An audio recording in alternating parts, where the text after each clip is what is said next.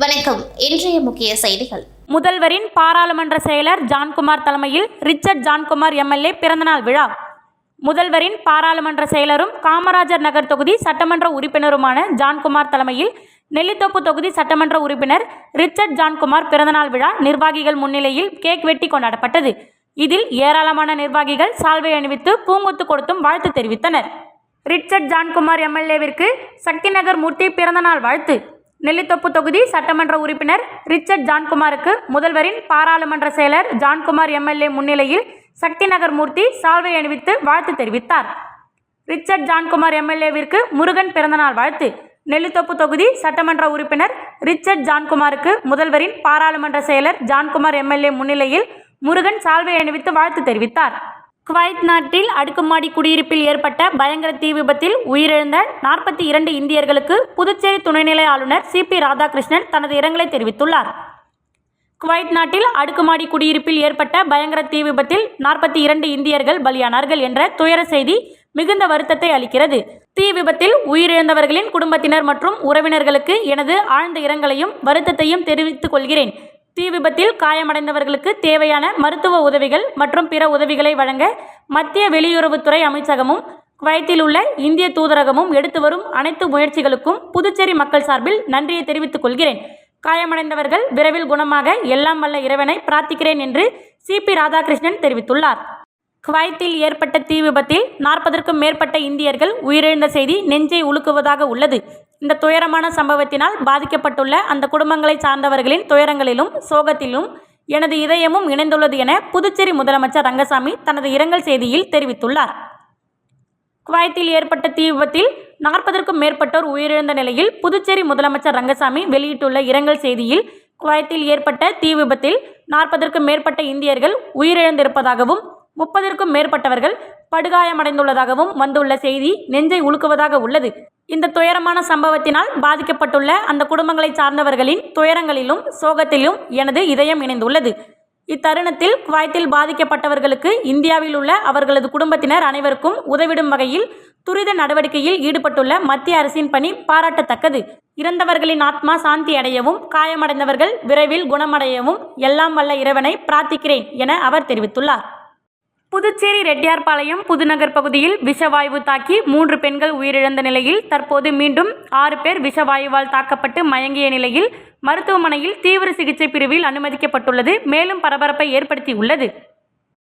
புதுச்சேரி ரெட்டியார்பாளையம் புதுநகர் பகுதியில் நேற்று முன்தினம் காலை கழிவறைக்கு சென்ற 15 வயது சிறுமி செல்வராணி மற்றும் ஒரே குடும்பத்தைச் சார்ந்த தாய் செந்தாமரை அவரது மகள் காமாட்சி என 3 பேர் பாதாள சாக்கடையில் இருந்து வெளியான விஷவாயு தாக்கி உயிரிழந்தனர்.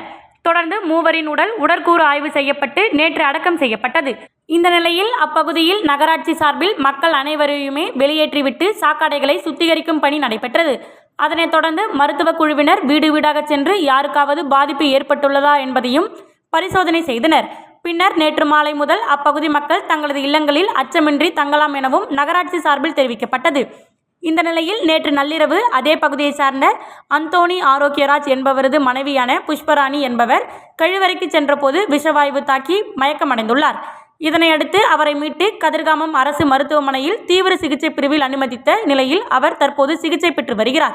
இந்நிலையில் தற்பொழுது மீண்டும் தனலட்சுமி, சுலோச்சனா, பூமகள், வெரோனிகா, மேரி செல்வம் ஆகிய 5 பேர் மயக்கமடைந்தனர். இந்நிலையில் மயக்கமடைந்தவர்களை மீட்டு முதலுதவி செய்து ஆம்புலன்ஸ் மூலம் கதிர்காமம் மருத்துவமனைக்கு அனுப்பி வைத்தனர். அங்கு அவர்களுக்கு தீவிர சிகிச்சை பிரிவில் மருத்துவர்கள் சிகிச்சை அளித்து வருகின்றனர். தொடர்ந்து ரெட்டியார்பாளையம் புதுநகர் பகுதியில் மக்கள் விஷவாயு தாக்கப்பட்டு மயக்கமடைந்து வருகின்ற சம்பவம் அப்பகுதியில் மீண்டும் அச்சத்தை ஏற்படுத்தி உள்ளது. இது தொடர்பாக பொதுப்பணித்துறை மற்றும் நகராட்சி ஊழியர்கள் ஆய்வு செய்ததில் கழிவுநீர் செல்லும் குழாய்கள் சரி செய்யப்படாத காரணத்தினால் மீண்டும் இந்த விஷவாயு தாக்கி இருக்கலாம் என கழிவுநீர் குழாய்களை சரி செய்யும் பணியில் ஊழியர்கள் ஈடுபட்டுள்ளனர். இச்சம்பவம் குறித்து தகவல் அறிந்த தொகுதியின் சுயேட்சை சட்டமன்ற உறுப்பினர் சிவசங்கரன் சம்பவ இடத்திற்கு வந்தார். அப்போது அப்பகுதி மக்கள் ஏன் கடந்த 2 நாட்களாக கழிவுநீர் குழாய்களை சரி செய்யவில்லை, ஏன் முற்றிலுமாக இதனை சரி செய்யாமல் அரைகுறையாக செய்துவிட்டு சென்றீர்கள் என்று வாக்குவாதத்தில் ஈடுபட்டனர். இதனால் அப்பகுதியில் சிறிது நேரம் பரபரப்பு ஏற்பட்டது. மேலும் இவ்விவகாரம் தொடர்பாக அப்பகுதியில் இயங்கி வரும் அரசு பள்ளி மற்றும் தனியார் பள்ளி என 2 பள்ளிகள் வருகின்ற 17ஆம் தேதி வரை விடுமுறை அளிக்கப்பட்டுள்ளதாக பள்ளி நிர்வாகம் தெரிவித்துள்ளது. தற்போது வரை மருத்துவமனையில் அனுமதிக்கப்பட்ட சிகிச்சை பெற்று வருபவர்களின் எண்ணிக்கை 8ஆக உயர்ந்துள்ளது. புதுச்சேரியில் விஷவாயு தாக்கி உயிரிழந்த 3 பெண்களும் அடக்கம் செய்த பிறகும் வீடுகளுக்கு செல்லாமல் வீதியில் குவிந்த மக்கள். மீண்டும் ஓடோடி வந்த சட்டமன்ற உறுப்பினர் அதிகாரிகளை வரவழைத்து பாதாள கழிவுநீர் சாக்கடையில் பாதிப்பு இல்லை என உறுதி செய்ததால் சமாதானம். புதுச்சேரி ரெட்டியார்பாளையம் புதுநகரில் பாதாள சாக்கடை கழிவுநீர் விஷவாயு தாக்கி மாணவி உள்பட 3 பெண்கள் உயிரிழந்தனர். இவர்களின் உடல் பிரேத பரிசோதனை முடிந்து இன்று வீட்டிற்கு கொண்டு வரப்பட்டது. இதனைத் தொடர்ந்து 3 பேருக்கும் இறுதி சடங்குகள் செய்யப்பட்டு இறுதி ஊர்வலம் நடைபெற்றது. இறுதி ஊர்வலம் நடந்து முடிந்த பிறகும் அப்பகுதியில் வசிக்கும் மக்கள் தங்கள் வீடுகளுக்கு செல்லாமல் அச்சமடைந்து வீதியிலேயே காத்திருந்தனர். இதனை அறிந்து சம்பவ இடத்திற்கு உடனடியாக ஓடோடி வந்த தொகுதி சட்டமன்ற உறுப்பினர் சிவசங்கரன் பொதுமக்களிடம் பேச்சுவார்த்தை நடத்தினார். பின்னர் சம்பந்தப்பட்ட அதிகாரிகளை உடனடியாக வரவழைத்து விஷவாயு இல்லை என்பதை ஆய்வு செய்வதற்காக பாதாள சாக்கடை கழிவுநீர் தொட்டியில் உள்ளே நெருப்பை கொளுத்தி உள்ளே போட்டு கேஸ் வாயு ஏதும் இல்லை என்பதை உறுதி செய்து காண்பித்தார். இதனைத் தொடர்ந்து பொதுமக்கள் தங்களின் வீடுகளுக்குள் சென்றனர். இதனால் அப்பகுதி சிறிது நேரம் பரபரப்பு நிலவியது. புதுச்சேரியில் விளையாடிக் கொண்டிருந்த இளைஞர் மயங்கி விழுந்து உயிரிழந்த சம்பவம் புதுச்சேரியில் சோகத்தை ஏற்படுத்தியுள்ளது. புதுச்சேரி பாக்கமுடையான்பட்டு முல்லை நகரைச் சேர்ந்த ஹரிஹரன் ராதிகா தம்பதியரின் மகன் கிஷோர் பிடெக் படித்துள்ளார். இன்று காலை நண்பர்களுடன் லாஸ்பேட்டை தாகூர் அரசு கல்லூரி அருகே உள்ள மைதானத்தில் கிரிக்கெட் விளையாடி கொண்டிருந்தார். அப்போது திடீரென மயங்கி விழுந்த அவரை அவருடன் விளையாடி கொண்டிருந்த சக நண்பர்கள் உடனடியாக அவரை மீட்டு புதுச்சேரி அரசு மருத்துவமனைக்கு அழைத்துச் சென்றனர். அங்கு பரிசோதனை செய்த மருத்துவர் கிஷோர் வரும் வழியிலேயே இறந்துவிட்டதாக தெரிவித்தனர். இதுகுறித்து தகவல் அறிந்த போலீசார் மாணவன் உயிரிழந்தது குறித்து வழக்கு பதிவு செய்து விசாரணை நடத்தி வருகின்றனர். உயிரிழந்த இளைஞர் வெளிநாடு செல்வதற்காக தனது பாஸ்போர்ட்டை நேற்று புதுப்பித்துள்ளார் என்பது குறிப்பிடத்தக்கது.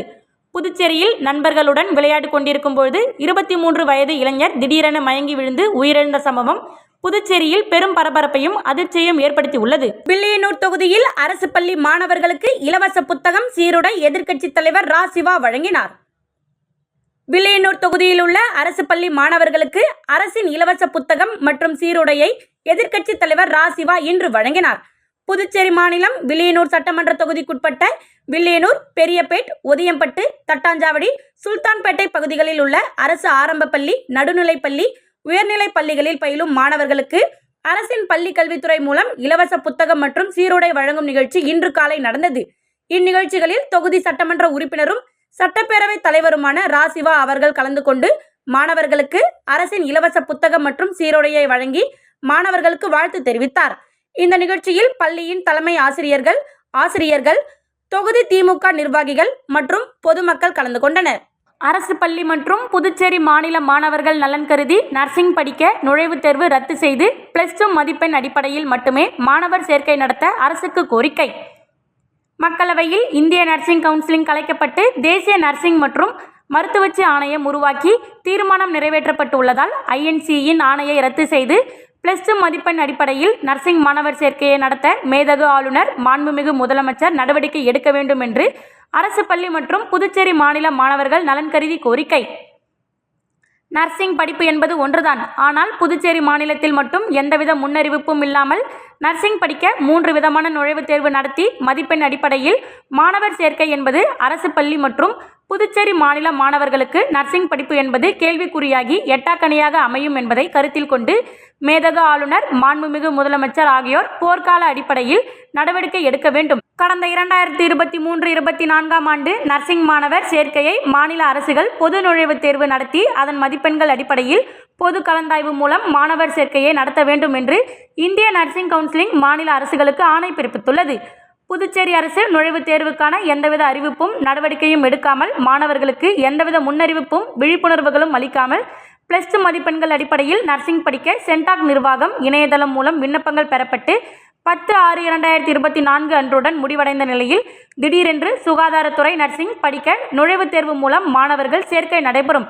அதற்காக தனியாக விண்ணப்பிக்க வேண்டும் என்று கூறி 10/6/2024 முதல் நர்சிங் படிக்க விண்ணப்பங்கள் வெளியிடப்பட்டு மாணவர் சேர்க்கை, அரசு இட ஒதுக்கீட்டு, புதுவை அரசின் மூலம் பொது நுழைவுத் தேர்வு நடத்தி மாணவர் சேர்க்கை நடைபெறும் என்றும் அரசு கல்லூரியில் உள்ள நிர்வாக இடஒதுக்கீட்டு இடங்கள் மற்றும் NRI இடங்களுக்கு நீட் மதிப்பெண் அடிப்படையில் நிரப்பப்படும் என்றும் தனியார் கல்லூரியில் உள்ள நிர்வாக இடஒதுக்கீட்டு இடங்களை கல்லூரி நிர்வாகங்களே தனியாக நுழைவுத் தேர்வு நடத்தி மாணவர்கள் சேர்க்கை நடைபெறும் என்று அறிவிப்பு வெளியிடப்பட்டுள்ளது.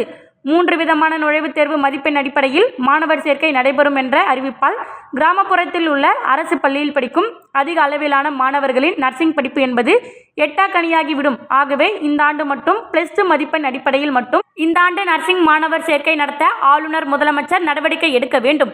புதுவை அரசு வரும் கல்வியாண்டு முதல் பொது நுழைவுத் தேர்வு நடத்தி அதன் மதிப்பெண் அடிப்படையில் மாணவர் சேர்க்கை நடைபெறும் என்று அறிவுறுத்தி அதற்கான பாடத்திட்டங்களை அறிவித்து பொது தொழில் நுழைவுத் தேர்வு நடத்தி மாணவர் சேர்க்கை நடத்தினால் அரசு பள்ளி மாணவர்கள் நர்சிங் படிக்க அரசு பள்ளியில் படிக்கும் ஏழை எளிய மாணவர்கள் பொது நுழைவுத் தேர்வுக்கு தங்களை தயார்படுத்திக் கொள்வார்கள். அதிக அளவில் பாதிக்கப்படவும் மாட்டார்கள். கடந்த ஆண்டுகளில் புதுச்சேரி மாநில மாணவர்கள் நர்சிங் படிக்க +2 மதிப்பெண் அடிப்படையில் அரசு இட ஒதுக்கீட்டிலும், அரசு இட ஒதுக்கீட்டில் இடங்கள் கிடைக்காதவர்கள் நிர்வாக இட ஒதுக்கீட்டிலும், அரசு கல்லூரியில் உள்ள சுயநிதி ஒதுக்கீட்டிலும் படித்து வந்தனர். இந்த ஆண்டு நுழைவுத் தேர்வு மூலம் கலந்தாய்வு நடத்தினால் வசதி இல்லாதவர்கள், தேர்வுக்காக எந்தவித தயார் நிலையிலும் இல்லாத அதிகப்படியான ஏழை எளிய மற்றும் அரசு பள்ளி மாணவர்கள் அதிக அளவில் பாதிக்கப்படுவார்கள். ஆனால் 3 விதமான நுழைவுத் தேர்வு நடத்தி மதிப்பெண் அடிப்படையில் நர்சிங் மாணவர் சேர்க்கை நடத்தினால் வசதி படைத்த மாணவர்கள், தனியார் பள்ளி மாணவர்கள், வெளி மாநில மாணவர்கள் மட்டுமே புதுச்சேரி மாநிலத்தில் நர்சிங் படிக்க முடியும் நிலை ஏற்பட்டு ஏழை எளிய அரசு பள்ளியில் படித்த மாணவர்களுக்கு நர்சிங் படிப்பு என்பது எட்டாக்கனியாகவே இருக்கும். தனியார் பள்ளியில் +1, +2 படிக்கும் போதே மாணவர்களுக்கு பள்ளியிலேயே அதிக அளவில் பொது நுழைவுத் தேர்வு எழுதுவதற்கான பயிற்சி அளித்துள்ளனர். தனியார் பள்ளி மாணவர்கள் நுழைவுத் தேர்வுக்கு தயார் நிலையில் உள்ளனர். ஆனால் அரசு பள்ளி மாணவர்களுக்கு இதுபோன்ற பயிற்சிகள் அளிப்பதில்லை. அளித்திருந்தால் நுழைவுத் தேர்வுக்கு எதிர்பார்ப்பு இருக்காது. மேலும் 24/7/2023 அன்று மக்களவையில் 1947வது சட்டத்தின் அடிப்படையில் உருவாக்கப்பட்ட இந்திய நர்சிங் கவுன்சிலிங் கலைக்கப்பட்டு தேசிய நர்சிங் மற்றும் மருத்துவச்சி ஆணையம் உருவாக்கப்படும் என்று மக்களவையில் மசோதா நிறைவேற்றப்பட்டுள்ளதால் 1947ஆம் ஆண்டு சட்டத்தின் அடிப்படையில் உருவாக்கப்பட்ட இந்திய நர்சிங் கவுன்சிலிங் கலைக்கப்பட்டதாக தான் அர்த்தம். ஏனென்றால் கடந்த ஆண்டு பாரத பிரதமர் மோடி அவர்கள் தலைமையிலான அரசுதான் இந்திய நர்சிங் கவுன்சிலிங் கலைக்கப்பட்டு தேசிய மற்றும் மருத்துவச்சி ஆணையம் உருவாக்கப்படும் என்று அறிவித்து உள்ள நிலையில் மீண்டும் மேதகு மோடி அவர்களின் தலைமையிலான ஆட்சி பதவிக்கு வந்துள்ளதால் தேசிய நர்சிங் மற்றும் மருத்துவச்சி ஆணையம் உருவாக்கப்படும் நிலை உள்ளதால் வரும் கல்வியாண்டில் 3 விதமான பொது நுழைவுத் தேர்வு மதிப்பெண் அடிப்படையில் மாணவர்கள் சேர்க்கை என்பது ரத்து செய்து இந்த ஆண்டு +2 மதிப்பெண் அடிப்படையில் மாணவர் சேர்க்கை நடத்த வேண்டும் என்று புதுச்சேரி மாநில மாணவர்கள் நலன் கருதி ஆளுநர், முதலமைச்சர் ஆகியோர் நடவடிக்கை எடுக்க வேண்டும். வில்லியனூர் ஸ்ரீ பெருந்தேவி தாயார் சமதே தென்கலை ஸ்ரீ வரதராஜ பெருமாள் தேவஸ்தான பிரம்மோற்சவ தேர் திருவிழா கொடியேற்றம். எதிர்க்கட்சி தலைவர் ரா. சிவா பங்கேற்பு. வில்லியனூர் பகுதியில் மிகவும் பழமையான ஸ்ரீ பெருந்தேவி தாயார் சமதே தென்கலை ஸ்ரீ வரதராஜ பெருமாள் தேவஸ்தானம் உள்ளது. இந்த தேவஸ்தானத்தில் ஆண்டுதோறும் பிரம்மோற்சவ தேர் திருவிழா வெகு விமர்சையாக கொண்டாடப்படுவது வழக்கம். அந்த வகையில் இந்த ஆண்டிற்கான பிரம்மோற்சவ விழாவிற்கான கொடியேற்றம் கோவில் வளாகத்தில் இன்று நடைபெற்றது. இதில் சட்டமன்ற எதிர்க்கட்சி தலைவரும் தொகுதி சட்டமன்ற உறுப்பினருமான ரா. சிவா அவர்கள் கலந்து கொண்டு சுவாமி தரிசனம் செய்தார். பிரம்மோற்சவத்தின் முக்கிய நிகழ்வான திருத்தேரோட்டம் 21ஆம் தேதி வெள்ளிக்கிழமை காலை 6 மணி முதல் 7:30 மணி வரை நடைபெற உள்ளது.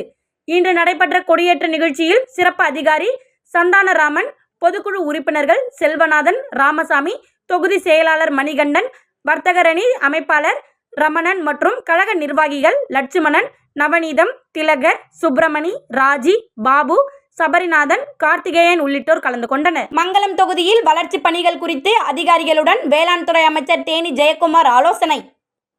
புதுச்சேரி அடுத்த மங்கலம் தொகுதியில் பொதுப்பணித்துறை சம்பந்தமாக வளர்ச்சி பணிகளை குறித்து ஆய்வுக் கூட்டம் சட்டசபை வளாகத்தில் உள்ள அமைச்சர் அலுவலகத்தில் தொகுதி சட்டமன்ற உறுப்பினரும் வேளாண் துறை அமைச்சருமான தேனி ஜெயக்குமார் தலைமையில் நடைபெற்றது. இந்த ஆய்வுக் கூட்டத்தில் பொதுப்பணித்துறை தலைமை பொறியாளர், செயற்பொறியாளர்கள், உதவி பொறியாளர்கள், வேளாண் துறை இயக்குனர் மற்றும் அதிகாரிகள் கலந்து கொண்டனர். காரைக்கால் அடுத்த நெடுங்காடு பகுதியில் உள்ள மிக பழமை வாய்ந்த புனித அந்தோணியார் ஆலயத்தில் 92வது ஆண்டு தேர் பவனி விழா கோலாகலமாக நடைபெற்றது. இதில் ஏராளமான கிறிஸ்தவ மக்கள் பங்கேற்றனர். புதுச்சேரி மாநிலம் காரைக்கால் அடுத்த நெடுங்காடு பகுதியில் அமைந்துள்ள பழமை வாய்ந்த புனித அந்தோணியார் ஆலயத்தின் 92வது ஆண்டு திருவிழா கடந்த 1ஆம் தேதி கொடியேற்றத்துடன் துவங்கியது. விழாவின் முக்கிய நிகழ்ச்சியான புனித அந்தோணியார் தேர் பவனி வீதி உலா நிகழ்ச்சி மிகவும் விமர்சையாக நடைபெற்றது. முன்னதாக திருப்பலியினை ஆலய பங்குத்தந்தை சியோன் தர்மராஜ் மற்றும் உதவி பங்குத்தந்தை லூட் சேவியர் ஆகியோர் சிறப்பாக நடத்தி வைத்தனர். சிறப்பு திருப்பலியினை தொடர்ந்து வண்ண மின் விளக்குகளால் அலங்கரிக்கப்பட்ட தேரில் புனித அந்தோணியார் வீதி உலா நிகழ்ச்சி சிறப்பாக நடைபெற்றது. ஆலயத்திலிருந்து புறப்பட்ட தேர் முக்கிய வீதிகள் வழியாக வலம் வந்து மீண்டும் ஆலயத்தை வந்தடைந்தது. புனித அந்தோணியார் தேர் பவனி விழாவில் ஏராளமான கிறிஸ்தவர்கள் கலந்து கொண்டு புனித அந்தோணியாரை வழிபட்டனர்.